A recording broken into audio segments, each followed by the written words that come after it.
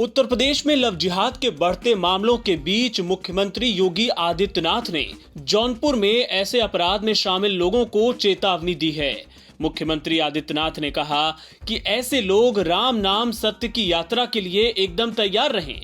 योगी ने Allahabad high court के आदेश का हवाला देते हुए कहा कि सरकार भी अब इसे लेकर कानून बनाने वाली है और ऐसे लोगों को बख्शा नहीं जाएगा। इलाहाबाद हाई कोर्ट ने एक आदेश दिया है कि धर्म परिवर्तन के लिए शादी ब्याह के लिए धर्म परिवर्तन आवश्यक नहीं किया जाना चाहिए, इसको मान्यता नहीं मिलनी चाहिए। और इसलिए सरकार भी निर्णय ले रही है कि हम लव जिहाद को सख्ती से रोकने का कार्य करेंगे। एक प्रभावी कानून बनाएंगे। छद्मवेश में चोरी छिपे, नाम छुपा करके, स्वरूप छुपा करके जो लोग बहन बेटियों की इज्जत के साथ खिलवाड़ करते हैं, उनको पहले से मेरी चेतावनी, अगर वे सुधरे नहीं तो राम नाम सत्य है कि यात्रा अब निकलने वाली है। भाइयों बहनों, हम लोग मिशन शक्ति के कार्यक्रम को इसीलिए चला रहे हैं। मिशन शक्ति के कार्यक्रम का मतलब ये है कि हम हर बेटी को, हर बहन को सुरक्षा की गारंटी देंगे, लेकिन उस सब के बावजूद अगर किसी ने दुस्साहस किया तो ऑपरेशन शक्ति अब तैयार है। और ऑपरेशन शक्ति का उद्देश्य ही है कि हम लोग हर हाल में उनकी सुरक्षा करेंगे, बहन और बेटियों की सुरक्षा और उनके सम्मान की रक्षा करेंगे।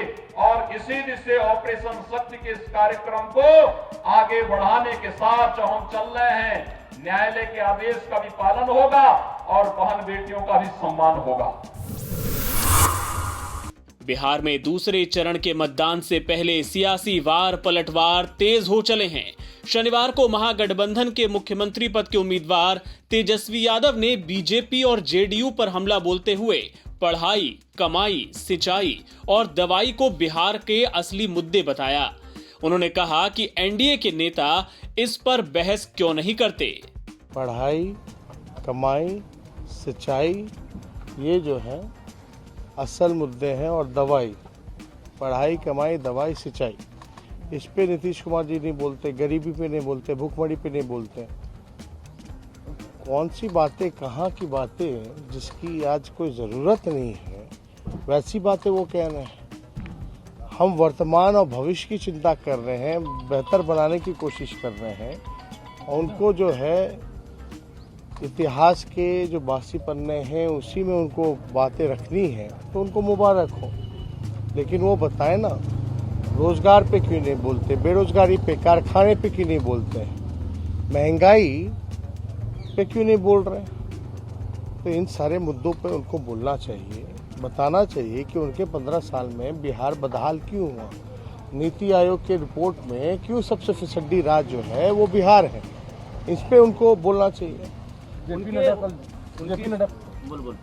नड्डा कल जिस तरीके से कह रहे थे सभा में कि तेजस्वी यादव को खुले मन से सबसे माफी मांगनी चाहिए, क्यों आखिर पोस्टर्स बैनर में सिर्फ उनका ही चेहरा लग रहा है, मतलब लालू यादव के फोटो लगाने को बोले। अब देखिए, हम तो इस पर कुछ टिप्पा टिप्पणी नहीं करेंगे।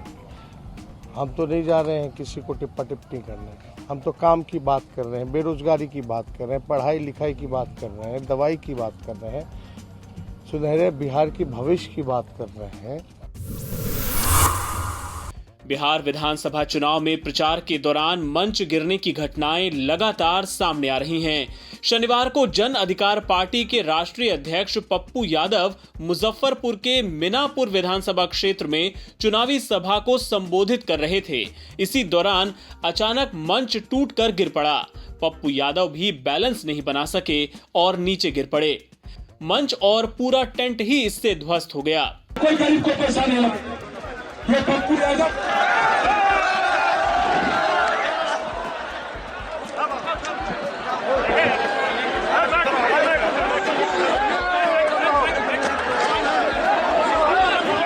देंगे, कोई गरीब को पैसा नहीं लगा, ये पप्पू यादव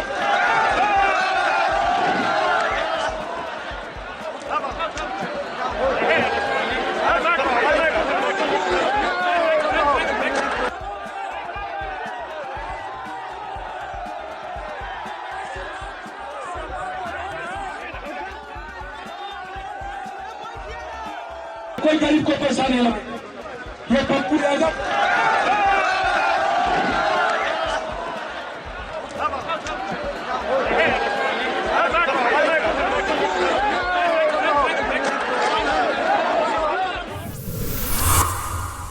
पिछले 8 महीने से कोरोना जंग लड़ रहे भारत के लिए थोड़ी राहत की खबर है।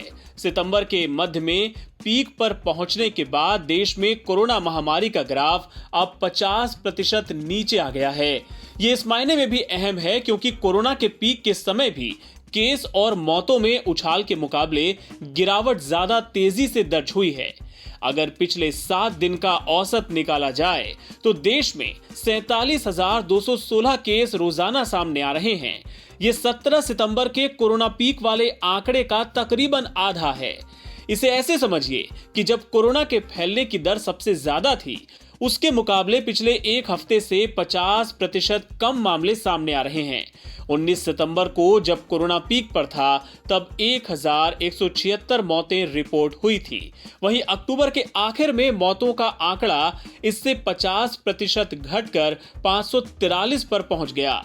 इस हफ्ते में सिर्फ एक दिन ऐसा रहा जब रोजाना पता चलने वाले मामलों की संख्या 50,000 के पार गई। बुधवार को 50,224 नए केस सामने आए थे। देश की राजधानी दिल्ली में अक्टूबर में ही ठंड का रिकॉर्ड बन गया। मौसम विभाग के आंकड़ों के मुताबिक इस साल दिल्ली में अक्टूबर का महीना पिछले 58 वर्षों में सर्वाधिक ठंडा रहा। इस साल अक्टूबर में न्यूनतम तापमान 17.2 डिग्री सेल्सियस रहा, जो 1962 के बाद अक्टूबर महीने में सबसे कम तापमान है। दिल्ली में अक्टूबर महीने में सामान्य रूप से औसत तापमान 19.1 सेल्सियस रहता है। गुरुवार को दिल्ली में न्यूनतम तापमान 12.5 डिग्री सेल्सियस दर्ज किया गया था, जो करीब 3 दशक में अक्टूबर महीने में सबसे कम तापमान था। इसके पहले दिल्ली में 1994 में इतना कम तापमान दर्ज हुआ था। आईएमडी के आंकड़ों के मुताबिक राष्ट्रीय राजधानी में 31 अक्टूबर 1994 को 12.3 डिग्री सेल्सियस तापमान दर्ज किया गया था।